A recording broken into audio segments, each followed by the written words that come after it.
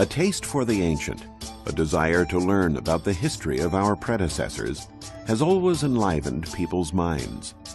The ancient Greeks and Romans also loved to study their forefathers. Their attention was focused on the cultures and cities of the 2nd and 3rd millennia BC.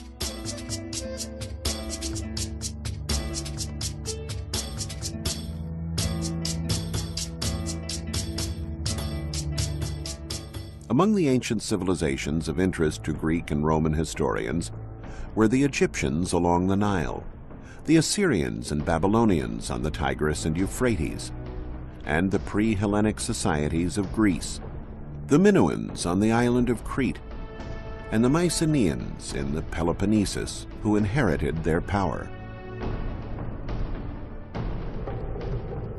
The mystery and allure of Egypt was always a strong attraction.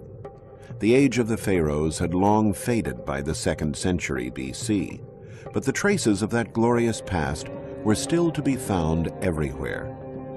Inscriptions carved into the columns of temples told of grand deeds.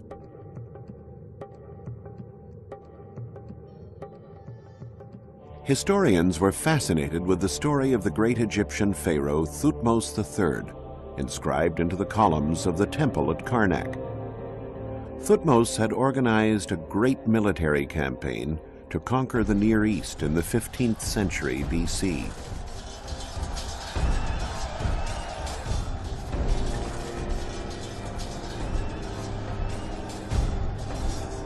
When Thutmose reached those lands, however, he found that many of the very ancient Babylonian cities on the Tigris and the Euphrates had already been reduced to majestic ruins steeped in history. Of those ghost cities, one in particular has had an irresistible allure for historians: Ebla. Ebla was a legendary Assyrian city north of the Euphrates and the capital of an important ancient kingdom. But the ensuing centuries buried the ruins in sand, erasing all traces of the settlement from human memory. Apart from the inscription at Karnak, all that had remained of Ebla was a citation in the Bible.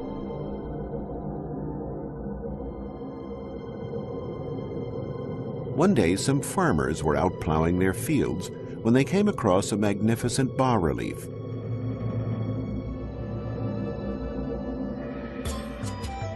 The news attracted an Italian archaeological team who unearthed pottery, elaborate utensils, and the torso of a statue bearing a votive inscription that clearly specified the name of the city. Ebla had been restored to existence.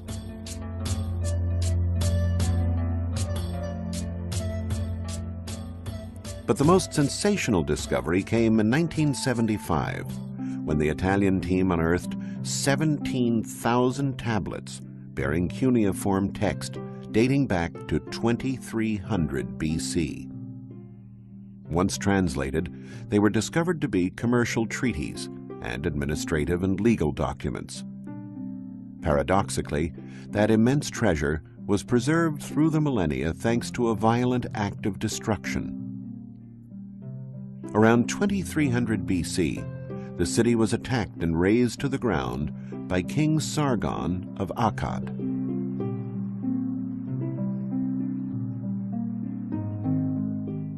The tablets had been stored neatly on shelves in the archives of the royal palace. The palace collapsed in such a way that the tablets were left stacked one atop another, a position which favored their preservation and allowed archaeologists to accurately reconstruct their content. Ebla was a flourishing commercial center in ancient Syria, and its king was a rich merchant. Commerce was so important to the king that caravans leaving for the Orient or for the Mediterranean were invited to lodge in the royal palace. These caravans were the genesis of the city's fortunes and kept its king in power. If they were headed west, the caravans would make their way to the sea. From there, ships would carry cargo to western lands and pick up trade goods for the return journey.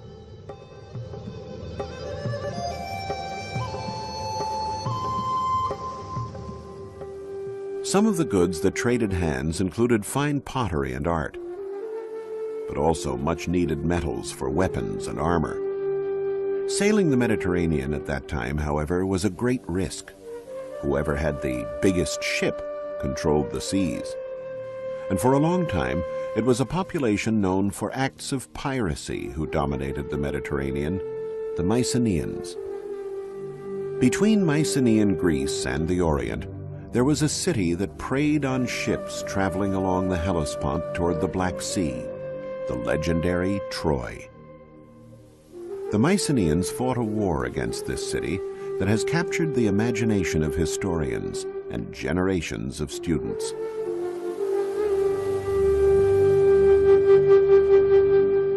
Troy, once known as Ilios or Ilion, was a flourishing Hellenistic city.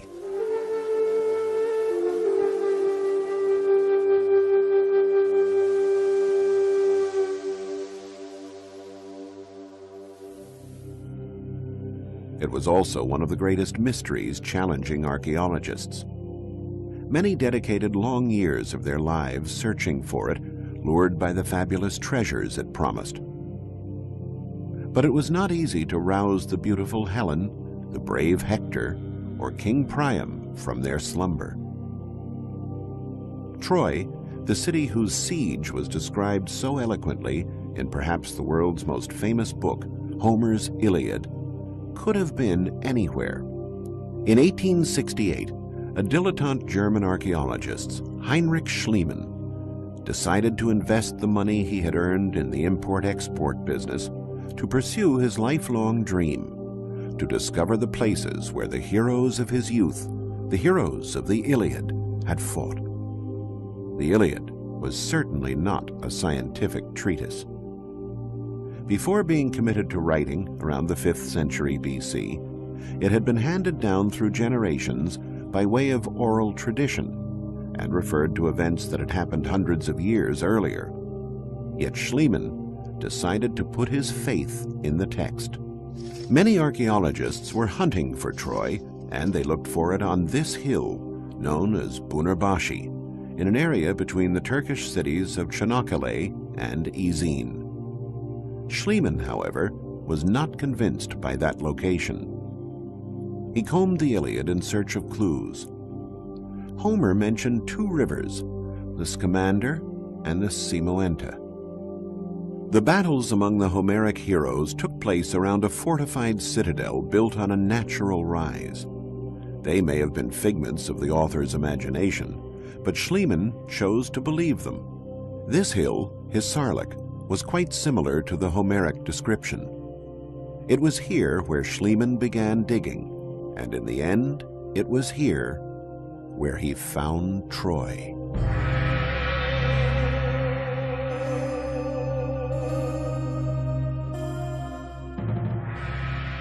Nine different cities, one built upon the ruins of another, emerged from the excavations. From the second layer, Schliemann discovered amazing treasures, cups and vases, weapons, golden jewelry and buttons. He thought he had found the treasure of Priam. We now know that these jewels did not belong to the Trojan king of the Iliad. Modern archaeology, a science based on rigorous analytical methods far removed from the intuition that guided Schliemann, has dated the objects to several centuries before the Battle of Troy, attributing them to a royal family from the 3rd millennium BC. But for the German archaeologist, the findings were none other than the treasure of Priam. His belief was supported by the evidence of fire in the layer where he found it. And Homer had said that Troy was burned to the ground by the Mycenaeans, who entered the city after a 10-year siege thanks to the stratagem of the Trojan horse, which now stands in replica on the site. Schliemann thought that the Troy attacked by the Mycenaeans was the same fortified city he had excavated, laid out in this plan dating back to the 3rd millennium BC. A city surrounded by walls barely 400 feet in diameter would hardly have stood up to 10 years of siege, nor been able to house Priam's court. According to recent studies by teams at the universities of Tübingen and Cincinnati, in the 2nd millennium BC, the era of the Mycenaeans conflict, Troy was encircled by these much more extensive defensive walls, and probably grew even more toward the end of the 1st millennium BC. Relying on descriptions in the Iliad and taking into account recent archaeological discoveries that have uncovered new portions of the ancient city, we can now relive the legendary Mycenaean siege of Homer's Troy.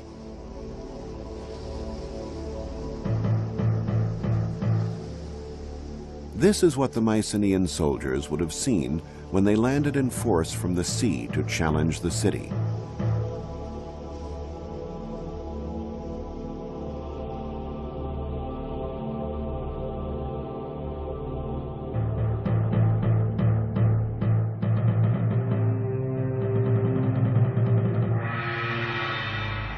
The sight of menacing warships headed for Troy was probably not unusual for King Priam and his people.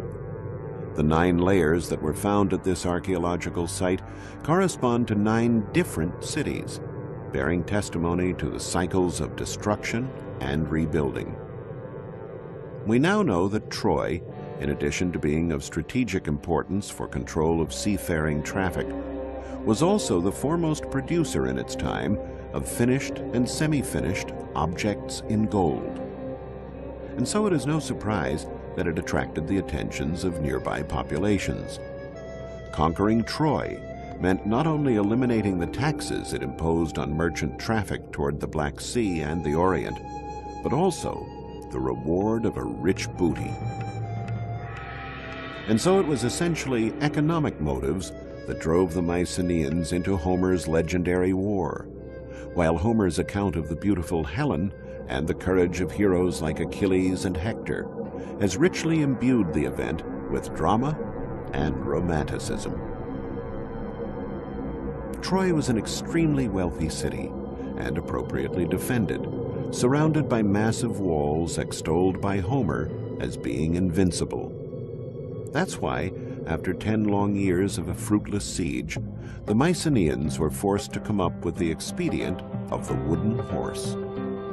Troy was destroyed and rebuilt 9 times, the last time during the Roman epoch. One of the grandest city plans was created by none other than Alexander the Great. The noble deeds of the Trojans against the Mycenaeans were so vivid in the young leader's mind that he made an offering of his armor to the goddess Athena, who was venerated in Troy. In response, the Trojans presented Alexander with armor that they claimed was used during Homer's war. The historians Strabo and Plutarch both reported the anecdote that Alexander the Great always wore that armor into battle, considering it to be a sacred symbol. In the 1800s, it was believed that this fortified city was of medieval origin, so archaeologists never bothered to dig within its walls in search of evidence of ancient civilizations. However, the nature of the location and the massiveness of the walls attracted Schliemann's attention. He had crossed through this area on the Peloponnesus on the search for Troy, and was quite struck by these enormous stacked masses located near modern-day Argos. His mind was flooded with the images of the myths of his childhood and the words of Homer, who made mention of only one Mycenaean city girded by walls, the legendary Tyrans, built by the giant Cyclops. Schliemann, inclined to live out the dreams of his youth and to take seriously the contents of ancient books, refused to accept the idea that that gigantic fortress dated back only to the Middle Ages. Those rocks inspired in him legends and myths hailing from the dawn of time. And there was also the Greek historian Pausanias, who confirmed the Homeric accounts about the existence of Tyrans. Pausanias had even gone so far as to compare the grandeur of the fortifications of Tyrans to the pyramids of Egypt. So somewhere near Argos, there still had to be those cyclopean walls. Such a grandiose monument could not have simply vanished into thin air. And once again, the excavations vindicated Schliemann. At the top of the citadel, the ruins of a marvelous palace were found, with frescoes in Minoan style dating back to the 2nd millennium BC. It was the Fortress of Tyrants. And once again, a destructive war was the reason for the preservation of all that beauty. The upper floors of the palace, collapsing onto those below, had filled the frescoed rooms with debris. The fire set by the invaders then melted the bricks, creating a sort of shell that preserved the remains of the palace. But who were the powerful invaders able to destroy such a powerful city protected by these imposing walls? Historians discovered that the winners of this epic victory were the Dorians, a people from the north who settled in Greece after driving out the Mycenaeans. The secret of their power? Their weapons were made of iron, a material unknown to the Mycenaeans, who fought with more brittle bronze weapons. The strength and audacity of Achilles' heirs availed them little. Their swords shattered as soon as they touched those of their enemies.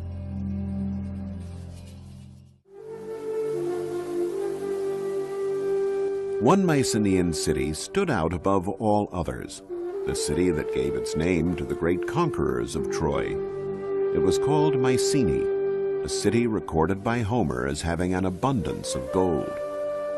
Its monumental gate, overlooked by 2 lions, still inspires awe. This was the realm of the great king, the leader of the legendary expedition that destroyed Troy, Agamemnon. The intrigue surrounding a legendary locale has always been a strong stimulus to archaeologists. Where was the tomb of Agamemnon? Had he ever really existed? Had Mycenae's golden riches, recorded by Homer, been spared the ravages of time? Pausanias, in his writings, said that Agamemnon's tomb lay within the walls of Mycenae. But the city was surrounded by 2 sets of walls, an external one that protected the dwellings, and an internal one to protect the royal citadel.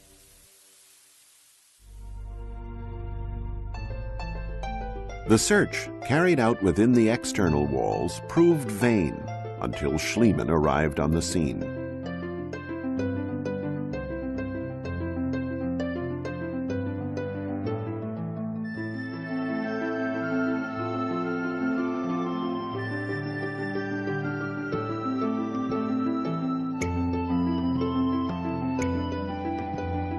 The archaeologist sunk his shovel near the Lion Gate, inside the royal citadel. And he dug until the ground had yielded, from a number of tombs, the glittering metal immortalized by Homer, 33 pounds of gold. Among the treasures was a series of marvelous golden funerary masks. This was a privilege certainly reserved for kings. And in the features of the most beautiful mask of all, Schliemann claimed to recognize Agamemnon, the great king and military leader. Archaeologists have since discovered that those treasures date back to a period prior to Agamemnon. The excitement of that find was so great, however, that no one has since dared to rename this one-of-a-kind piece. The finely chiseled golden mask is still known to all as the Mask of Agamemnon.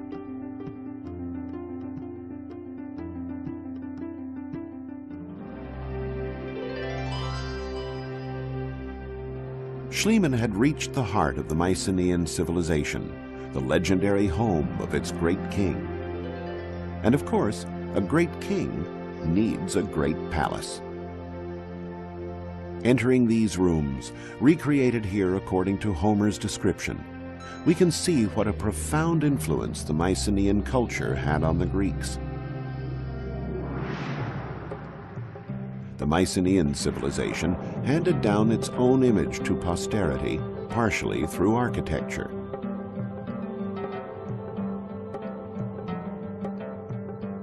This room with the hearth in the center, called a megaron, the heart of the palace, became the model for the most typical of the Greek buildings, the temple. The king's house thus became the house of the gods. Mycenae was a city of which legends were made, as was Tiryns and the incomparable Troy. The legends and the mythic heroes that accompanied them would have remained only that, pure fiction, if not for modern-day heroes like Heinrich Schliemann, men who follow their passions, pursuing a knowledge of humanity that enriches us all. We lay bare the paths of civilizations of heroes that came before, for a better understanding of the possible hero who sleeps within us all.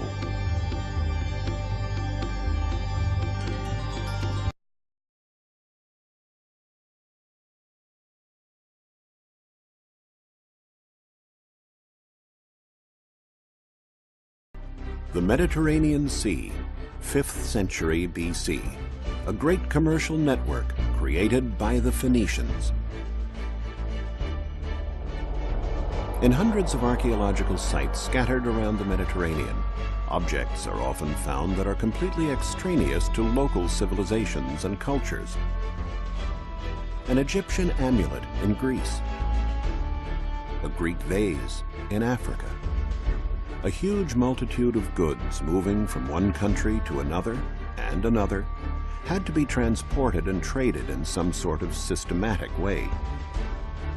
And it is the Phoenicians, with their tall headdresses, their formidable ships, their skills in trading, and their courage on the high seas, who made a name for themselves in this pursuit. We'll see how the Phoenicians took on a diverse civilization of cultures and wove them together to become the undisputed lords of the sea.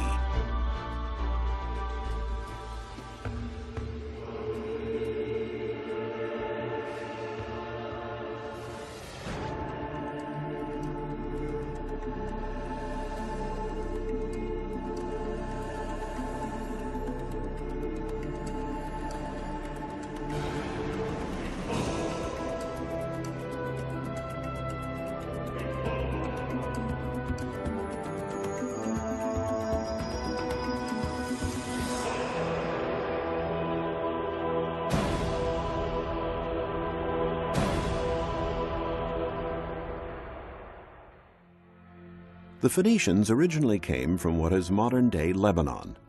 They were organized into city-states, the most important of which was Tyre, whose magnificent Roman ruins are still standing.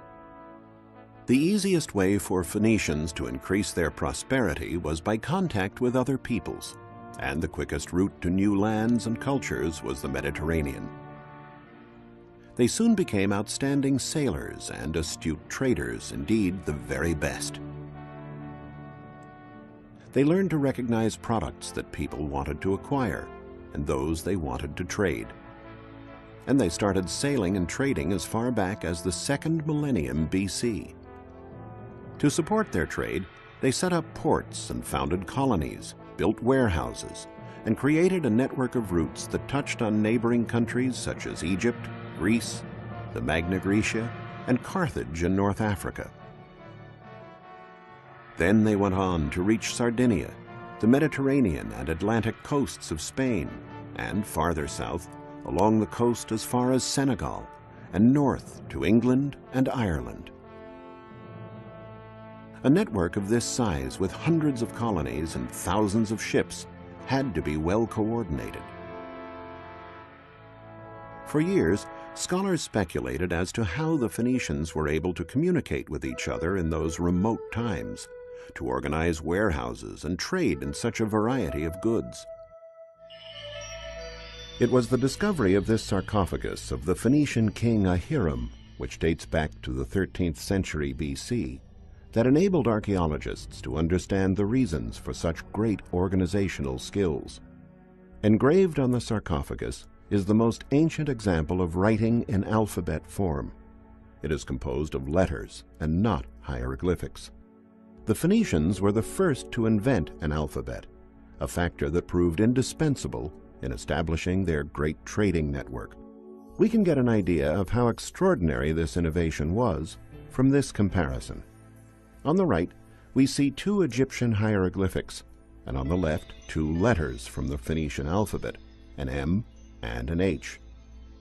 By assembling these letters, the reader now didn't have to interpret a concept represented by a hieroglyphic or picture. He had a specific code that always remained the same and had the same meaning for whomever was reading it.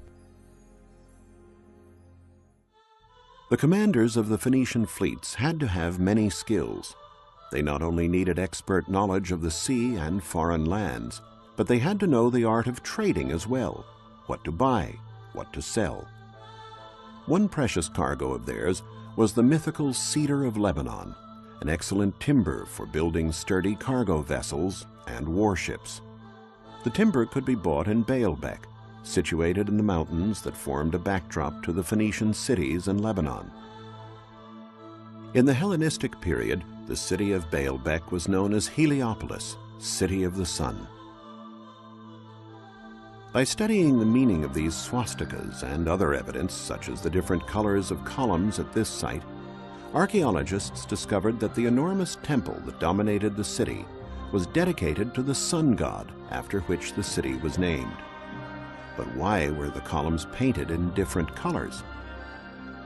The mystery can be solved when the columns are linked to the cardinal points. The dark columns were placed to the west, while the lighter colored columns were set to the east. They were supposed to represent life and death, the rising and setting of the sun. In 60 AD, the cella of the sun god was the most important construction in the entire sacred area, with 54 columns over 60 feet high, more than 6 feet in diameter. Having loaded the trunks of cedar wood onto carts, the traders would return to the coast where their ships awaited them. In the Bible, Ezekiel mentions that the Phoenician city of Byblus, which also lies in Lebanon, was the biggest naval shipyard in ancient times. Crossing the seas was not an easy matter, even with a good ship. This was one of the reasons why help from the gods was sought throughout the Mediterranean. These precious bronze statues covered in gold leaf have a strange headdress. It is a libad, which is typical of the Phoenicians. The statues have been found in great quantities in Byblus. They were votive objects used to invoke the favor of the gods. They were found at one of the most important places of worship for the Phoenician religion, the Temple of the Obelisks. In Byblus and other Phoenician cities, the remains of numerous Phoenician cargo ships have been found. The typical ship was 65 feet long and over 16 feet wide, large enough to carry a great deal of the precious cedar, as well as luxurious fabrics dyed with a reddish-purple pigment known as murex. The Phoenicians took their name from these fabrics. Phoenix, Phoenician, comes from the Greek word phoin, or red.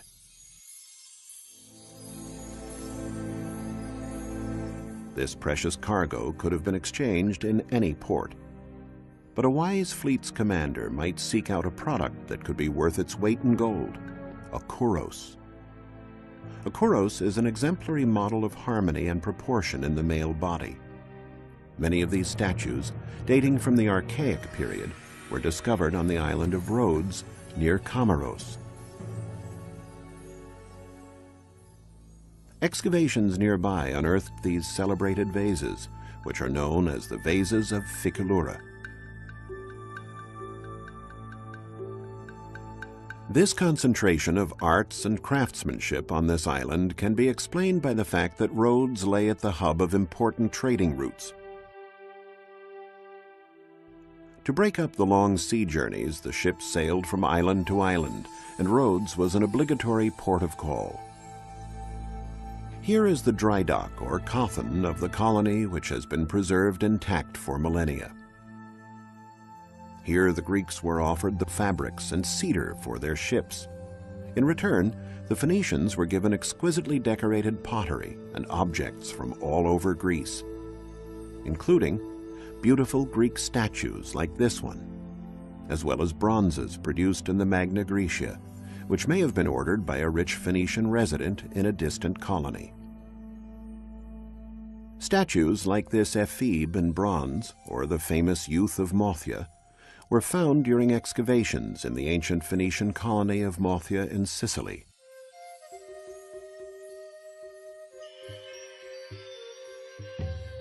The statues testify to the level of Phoenician trading in the Mediterranean, a veritable cross-cultural exchange. The ship, now loaded with vases, statues, and jewels, continues its journey to the west. It sails past the Pillars of Hercules at the Isthmus of Gibraltar and heads south along the Atlantic beaches of Africa between Morocco and Guinea. The Phoenicians were the only people brave enough to venture into the Atlantic. Ancient peoples were terrified of passing the Pillars of Hercules because they believed that beyond lay the end of the world. What was it that pushed the Phoenicians so far? The Greek historian Herodotus documented it in his writings. It was gold. The Phoenicians unload the merchandise and lay it out on the shore. Then they go back on board their ships and send up smoke. The locals see the smoke and place the gold that they are offering in exchange beside the merchandise. Then they withdraw. The Phoenicians descend from their ships and examine it. If they calculate that the quantity of gold corresponds to the value of their merchandise, they take it and leave. Otherwise, they go back to their ships and wait until they are satisfied. The African peoples were very taken with the showy Eastern goods and quite indifferent to the yellow metal that was found in such abundance there. This was the great bargain for the Phoenicians, leaving inexpensive pottery and jewelry and setting off again with gold. The ship would now head north. Excavations in England and Ireland have revealed that the Phoenicians reached even these far-off lands. Numerous finds have indicated that in exchange for pottery and jewelry, the northern peoples gave tin, a metal that was in great demand for producing bronze and the other alloys used by the Phoenicians and Greeks. Ireland was the most northerly landing point for Phoenician voyages, and having traded their goods, the sailors could now make the return journey. The trips always held the portent of danger. In the storms of the North Atlantic, the brave commanders would safeguard their ships and cargoes by tying themselves to the bow so that they could see more clearly and avoid the cliffs. It was from there that they gave instructions to the crew. If they were lucky enough to make it through, they would head south to the Phoenician colony of Cadiz. Here the Phoenicians bought iron and paid for it with gold. Then they traveled on to Majorca, and from there to the rich colonies of Sardinia. It's here that an archaeological dig uncovered a gold mine, not a seam or stratum of gold, but a huge array of precious gold jewelry, now on display in the Archaeological Museum in Cagliari.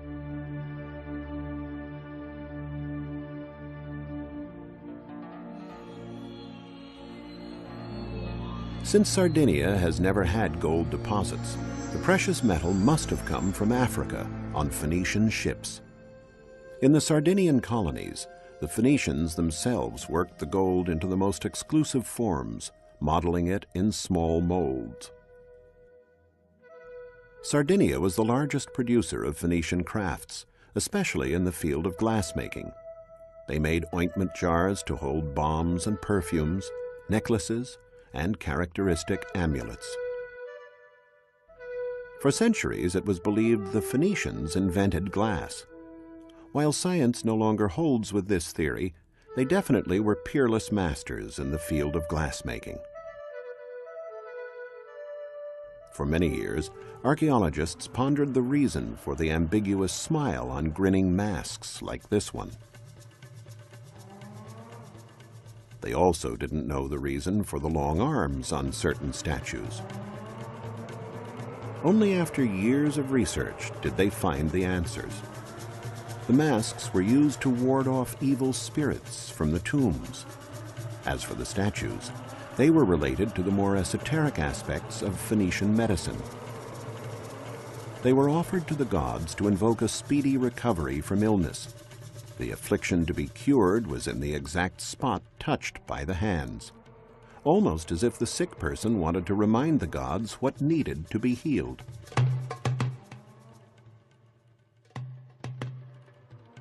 Walls and the sea.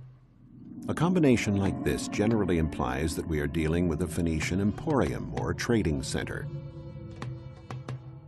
The archaeological site of Tharos in Sardinia may not have any large architectural structures still standing, but it is one of the most eloquent when it comes to ancient urban design. Here, Phoenicians would have traded the iron, lead, and part of the tin and gold they had for precious jewels. Tharos was one of the largest producers of jewelry of the period. Among the many Phoenician remains here is a completely extraneous round construction called a nuraghe that was typical of the Pelites, the ancient inhabitants of Sardinia who were conquered by the Phoenicians.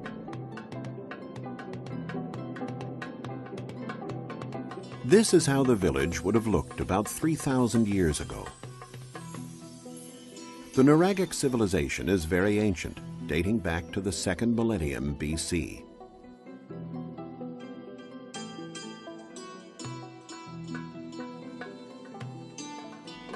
Their settlements were very compact, with narrow winding streets which made it easier to defend the village from enemy incursions.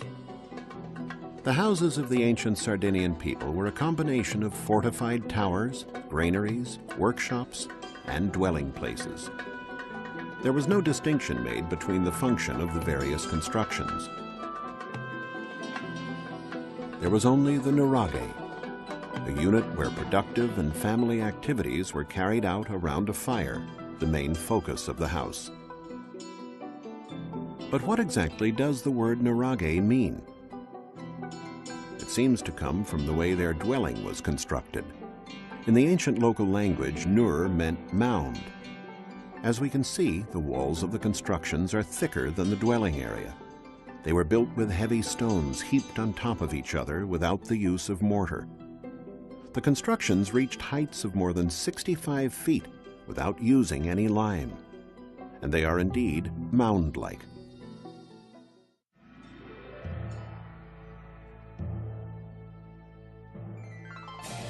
Phoenician ports, like this one in Nora, all had something in common.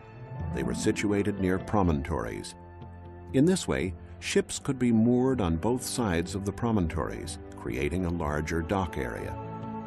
The only thing the Phoenicians looked for was to be able to land quickly, get their business done, and then set sail again. These are the foundations of the Phoenician quarter in Nora. Although it's worlds away from the Romans' concept of living, with the Romans preferring large, orderly quarters equipped with many services and amenities, the Phoenicians did share the Romans' love of thermal baths. The baths here in Nora are decorated with rich mosaics. The theater here is also quite spectacular. Dating from the 2nd century AD, it is one of the most fascinating monuments in all of Sardinia.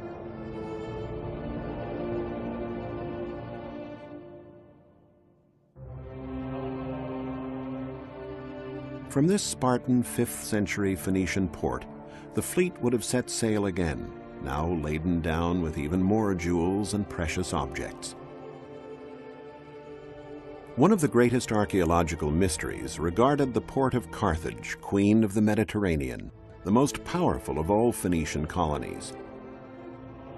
The Greek historian Appian, a native of Alexandria in Egypt, tells us that the port had 2 harbors, the rectangular commercial port and the round military harbor with an island in the center. However, In modern times, no place seemed to correspond to that description until in the 19th century, the writer René Chateaubriand noticed these two lagoons near the bay of Le Cram were very similar in shape to the ports mentioned. He realized that this was Carthage. This discovery led to a heated debate, which was only concluded with excavations carried out in 1974. A British team, excavating on the circular island, found evidence that confirmed Chateaubriand's theory. The bustling port of Carthage was the largest and most modern port in pre-Roman times. Warships would pass from the commercial port through a narrow passage to the military harbor. Merchant ships were forbidden to pass beyond this limit. The ship that is entering the port is a trireme with 3 tiers of rowers, though the Carthaginians also had quadriremes and quinquiremes, which can be compared to modern-day battleships. All the ships returning from war missions, by which Carthage dominated the Mediterranean and protected Phoenician trading routes, were moored in this port. It was circular, with a round island in the center, known as the Island of the Admiralty. There were dry docks both on the island and in the outer perimeter of the port.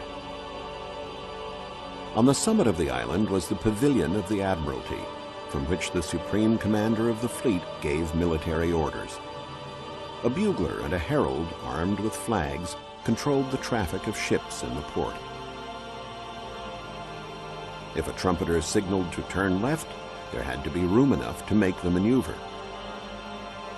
The basin of water in which the ships moved was thus over 300 feet wide, the same diameter as the Island of the Admiralty on our right.